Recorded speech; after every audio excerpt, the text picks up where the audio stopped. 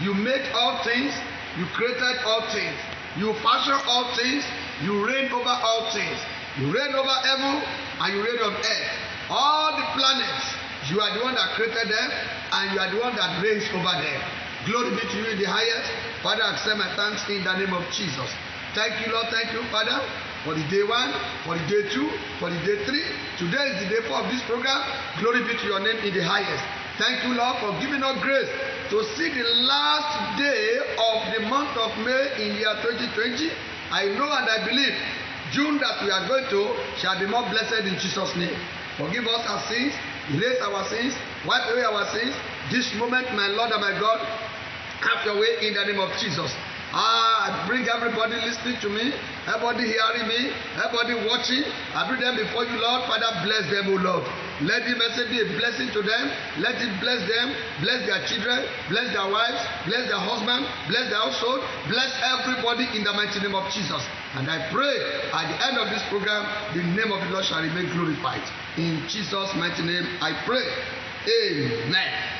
Blessed be the name of the Lord. I welcome you back to Hour of Glory at New Life Enter Ministry, Alpha and Omega Church. The Lord bless you in the mighty name of Jesus. Today, we are looking into 8 things unknown to God. 8 things that God did not know. God of heaven and earth, the omniscience, the omnipotent, and the omnipresent. He knows everything in heaven. He knows everything on earth. Nothing is hidden from him. He knows the end from the beginning. He knows the beginning and the end of everything. Yet, there are 8 things that I discovered that are not known to him. Let me read Revelation chapter 2, verse 18 and 19. Revelation chapter 2, verse number 18 and 19. And unto the angel of the church in Thyatira writes, these things said the Son of God, who hath his eyes like a flame of fire, and his feet are like fine brass. Verse 19. I know thy works, and charity, and service, and faith, and thy patience, and thy works, and the last to be more than the first. Here the Lord is the one talking here. He said, I know your works. I know your charity. I know your service. Nothing is hidden to me. I, the Lord, the God of hosts, I know everything. I know all. There is nothing you can cover from me. Things that are hidden from man, they are open to God. Things that are hidden for human beings, they are open to Almighty God. He said, I know all. The Lord will bless you in the mighty name of Jesus. The Bible tells us that everything is open unto him. Everything is open to him. He knows the heart of man. Yes, he knows your heart. He knows what are there. When you say it is well with somebody and in your heart it is not well, God knows. You know the secret. Every secret is open to him. There is no hidden things or hidden places before God. His eyes behold all things, yet there are 8 things unknown unto him. I discovered. I believe you want to know the 8 things. I pray as I share you these 8 things that are not known to God, that God did not know, you shall be blessed in the mighty name of Jesus. Number 1, God did not know the person. He cannot change. That's one thing. That's the first thing I want to tell you. He did not know the person that he cannot change. You remember? He changed Mary Magdalene, a possessed woman with 7 evil spirits. She has 7 demons inside her, and God changed her. She became a changed person. She was the first person that saw Jesus Christ when he resurrected. She was the first person. This is a woman who has 7 spirits, who has 7 demons. She was loaded with demons. She was loaded with evil spirits. The human being, she She was a loss. But to Jesus Christ, she was a gain. Glory be to God in the highest. I pray for you that is hearing me. I don't know the kind of spirit that is inside you. I don't know the type of demon that is inside you. The Lord that sent away 7 demons out of Mary Magdalene shall send away all these demons out of you in Jesus' name. Mo ní Ọlọ́run tó lé ẹ̀mí èṣù méje jáde kónú Maria Magdalene ní ọjọ́ wọn ni gbogbo ẹ̀mí kẹ́mi tí ń gbénu rẹ̀, he will send them out in the name of Jesus. Another example of this is Saul of Tarsus. Saul of Tarsus was changed from a wicked person to a saint. Yes, he was a persecutor and a murderer. He was the one that led the killing of Apostle Stephen. Yes, on his way to Damascus, he met Jesus Christ, and his name was changed from Saul to Paul. Upon his wickedness, he found favor before God. You will find favor before God this moment in the name of Jesus. I don't know the wickedness that is in your hand. The Lord is there to change you today. The Lord is there to transform you. There is no person he cannot change. He changed Saul. Hey, if you know whom Saul was, Saul's case, okay, let me liken it to the Boko Harams, their leader, Shakarau. Exactly. Saul was acting like Shakarau of Boko Haram. Do you know that God can change it? God can change Shakarau. Shakarau can become the preacher of the gospel of our Lord Jesus Christ at the twinkle of an eye. There is nobody God cannot change. As you are hearing me, I pray again, the Lord God of all will change you in Jesus' name. You remember Peter? He was also changed for being a fisherman. He was changed from a professional fisherman that catches a person that catches fishes. God changed him to fishers of men. That is, instead of going to river, instead of going to sea and throw nets and catch fishes, he became somebody that is winning souls for our Lord Jesus Christ. As he changed Peter, he will change you in the mighty name of Jesus. Number 2, God did not know the person he cannot bless. Hallelujah. He didn't know. God looked round under heaven. Since he has created the heaven and the earth, since he has made everything, since the beginning, since the day of Adam and Eve, to the present day, and to the end of this world, God looked round. He did not know the person he cannot bless. God will bless you today in Jesus' name. You remember Adam and Eve? And God blessed them in the Garden of Eden. When they were created in Genesis chapter 1, when man was created, God, in verse number 26, 27, 28, God said, God, let's make man in our image. In the image of God created them, male and female. And God saw that they were good. And God blessed them. And God said, replenish the heart, be multiplied. God blessed Adam. He blessed Eve.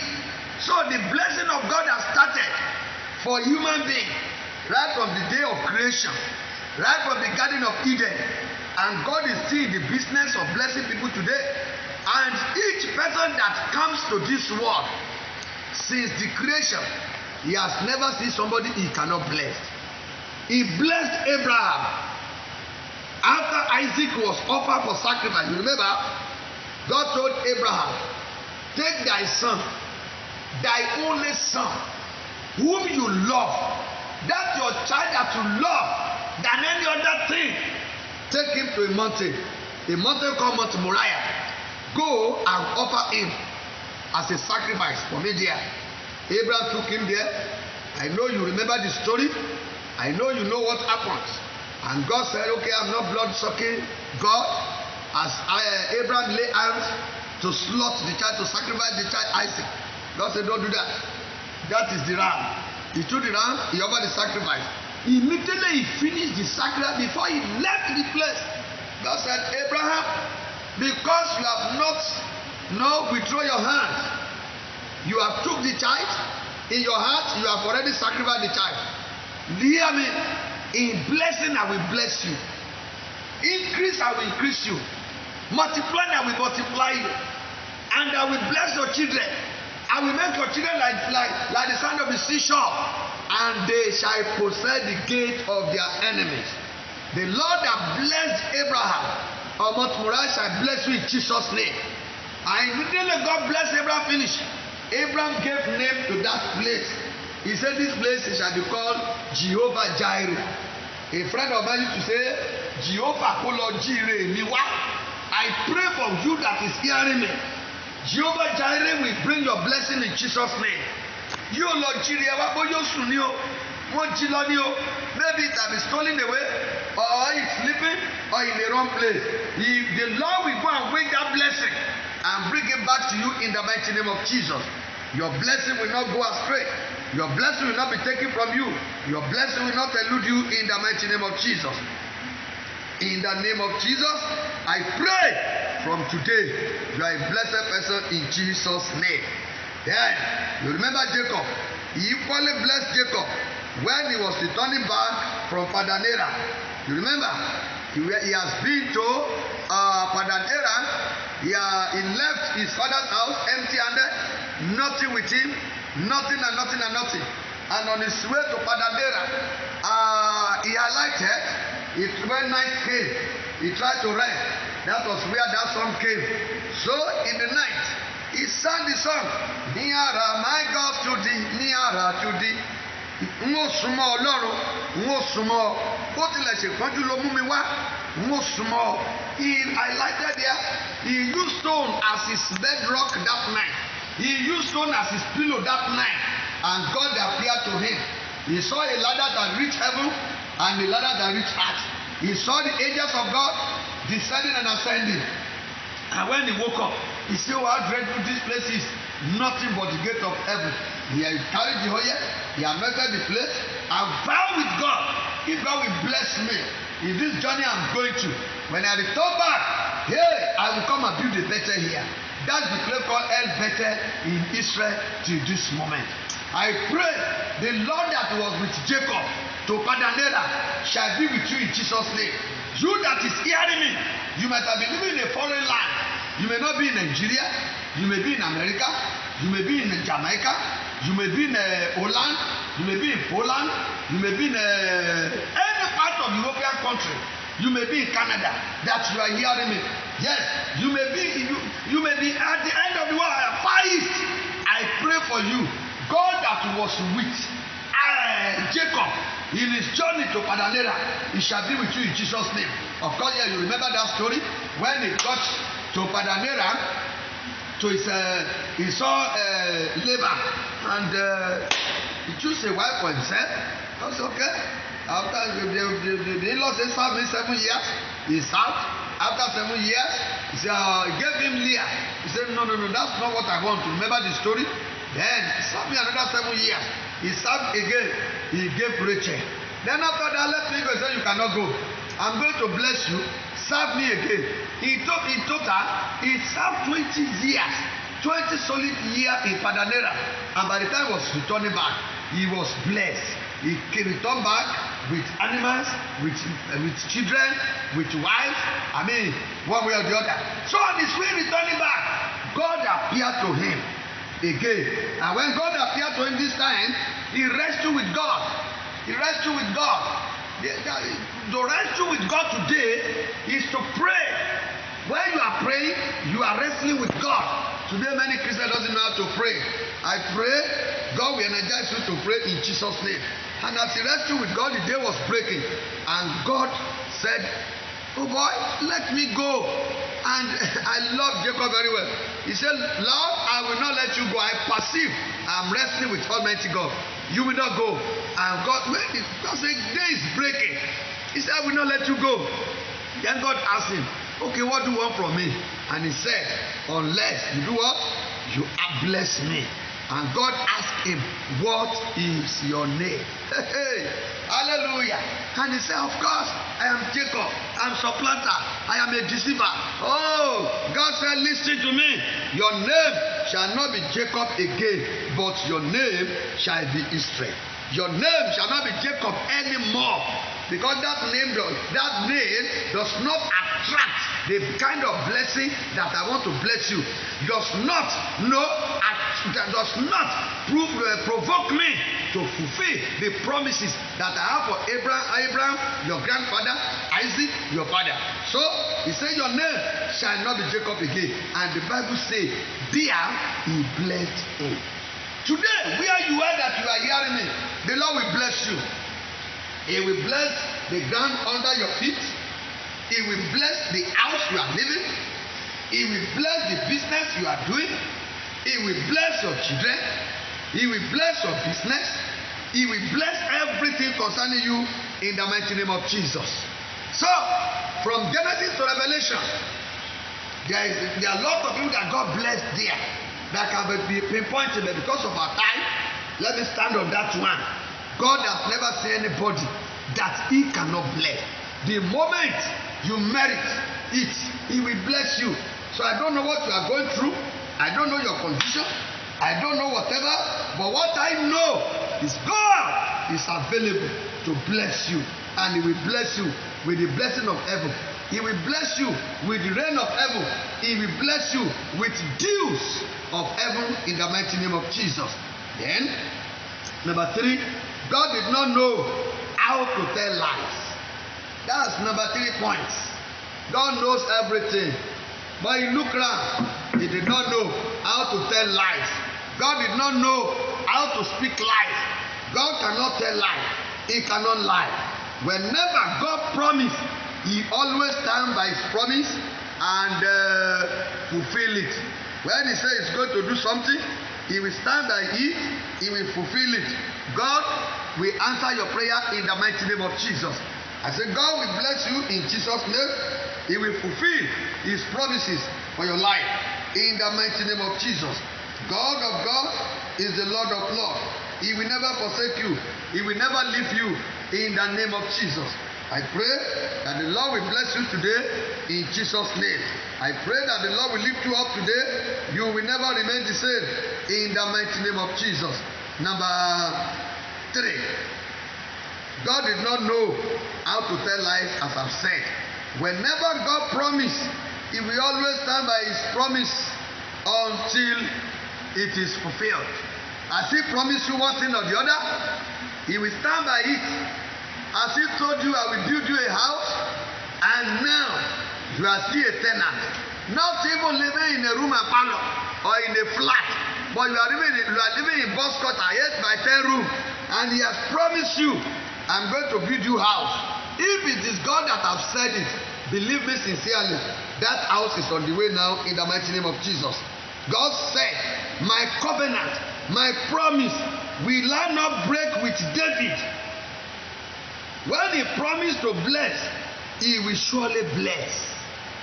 When he promised to bless, he will what? He will surely bless.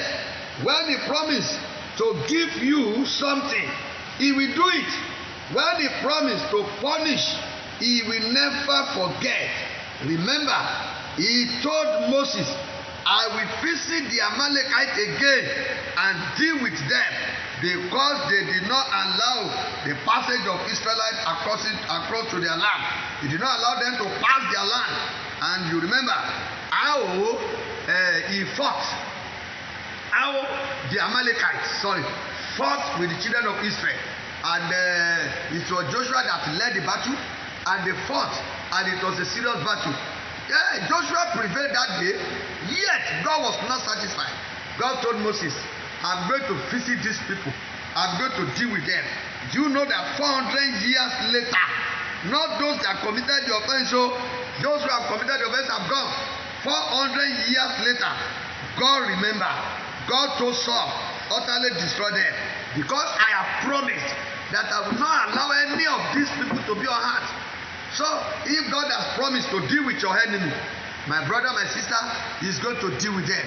And it is the promise of God to deal with your enemy, to deal with the wicked people in your life. Those who say you now have your way forward. Àwọn tó lò ní rọ́ọ̀nù lọ, àwọn tó lò ní débi ìgbéga, the Lord will deal with them in the name of Jesus. Today, many pastors, many prophets, they say God said, God says, yet the messages did not come to pass. They open their mouth. God said, just like this during this COVID now. I've seen the pastor, he came even to the hill, not only in his own church. He said, God said, by 27th of March, coronavirus will cease to be in existence throughout the whole world. It was that on 27th that the coronavirus began to multiply in Nigeria. It is that on 27th we began to hear strange deaths in the northern part of Nigeria. It is that on 27th, 28th, 29th of that March that Americans are weeping. He said, God said, God will never say and swallow his word. He will never. He said, the word that goeth out of my mouth. God said, the word that comes out of his own mouth shall not return back to him void, but it shall accomplish its purpose. So when God said this, believe it will come to pass. If God speaks through you, it will definitely come to pass. So even if it is a warning that God said, go and warn, I want to do this, I want to do that. If you go and warn and people take precaution, they will still see the sign. God may not, the anger of God that want to come may not come. Or the evil you say, okay, I'm going to deal with you, may not come. But you will see the traces. You will know that, yes, this is God. So, if God speaks through you, brother, it will definitely come to pass. As he promised you something, and it is yet to come to pass, wait, it will surely be fulfilled. If he has promised you, I want to do this, just like our children today say, I want to go to university. If it is the promise of God for you to go to university, I have told you, please wait. No matter the year you have been doing a jam, you are going to secure your admission. If he has promised you a job, believe me sincerely. If you have said, okay, it's also bank, you are going to enter there and work. Let millions of people apply for job there. Even you may be the least person, because he has promised you, something will happen that will catapult you. Favor will come that will take you to that place.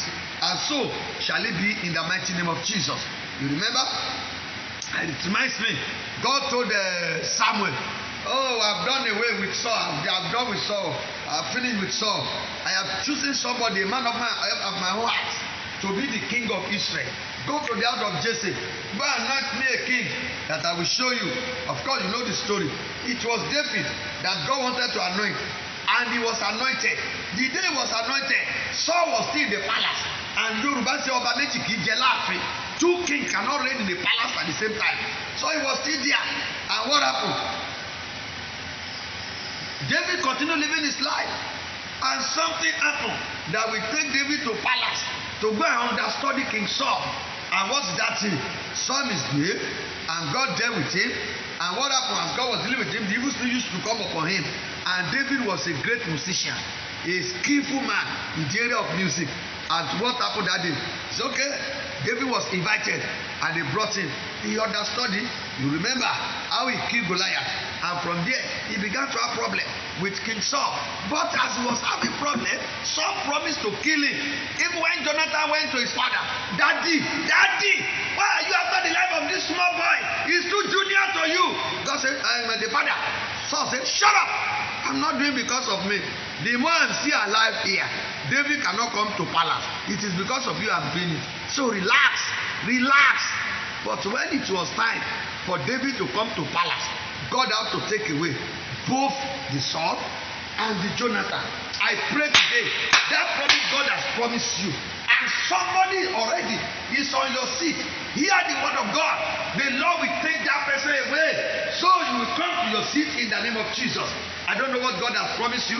He might have promised you a seat, a promotion, an office. He might have promised you that you become a king, or you become the governor of a state, either governor of Lagos State or whatever. Or he might have promised you to become the president of Nigeria, and you look around, how will I get there? You don't know people. Peradventure, you don't even have money. You know politics in Nigeria today, it goes with money. If God is the one that promised you, wait, something will happen.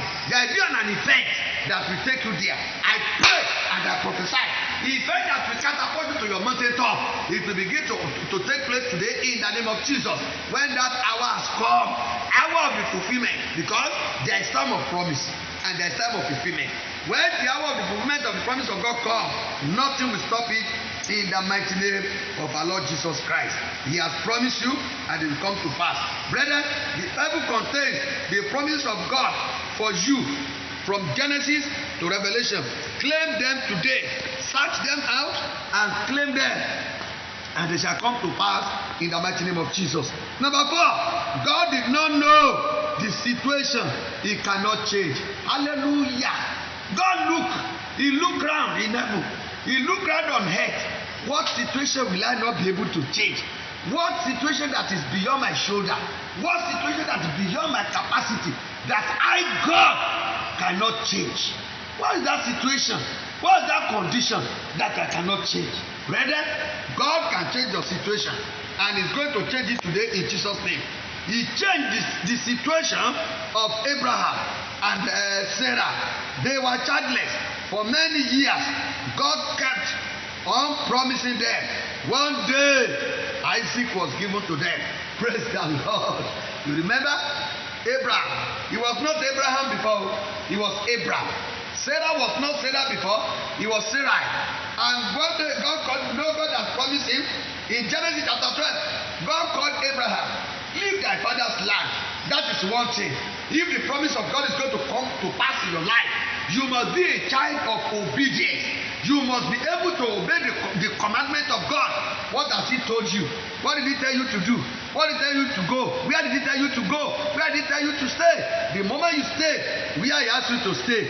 Brethren, the blessing of God is coming your way in the name of Jesus. No matter, pandemic is not your problem at all.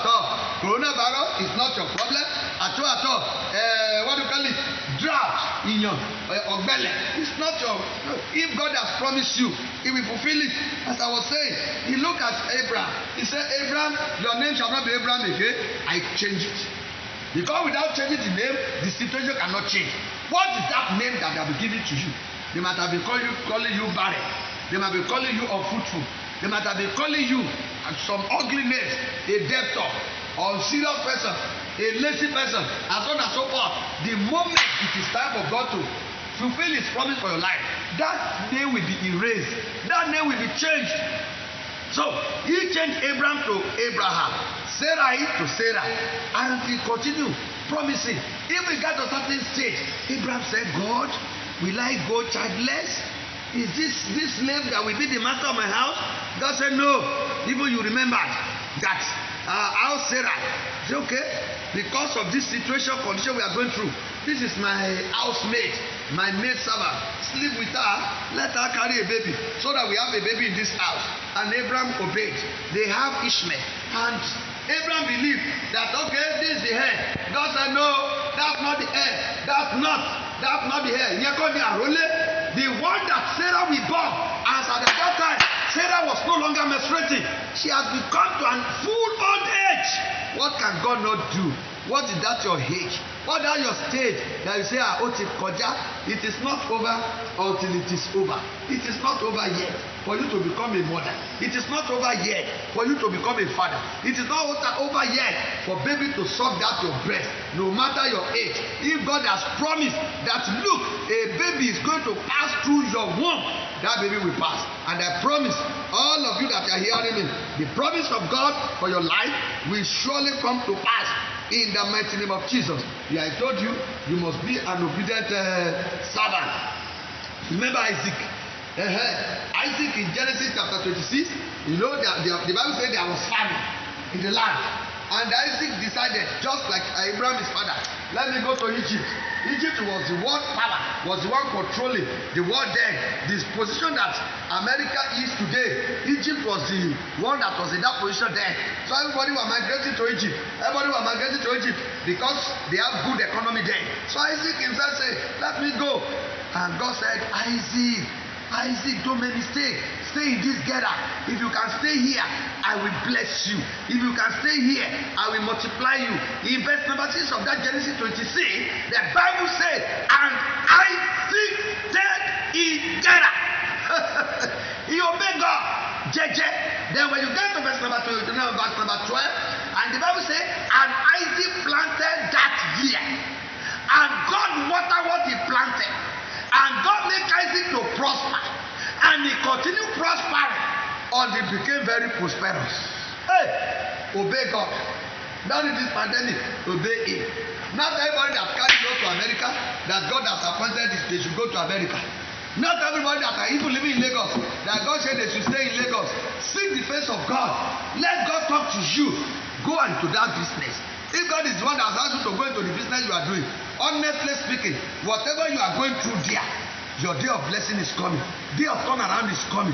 You will get to a certain stage, then turning point will emerge that God will shake everything and you begin to glorify him.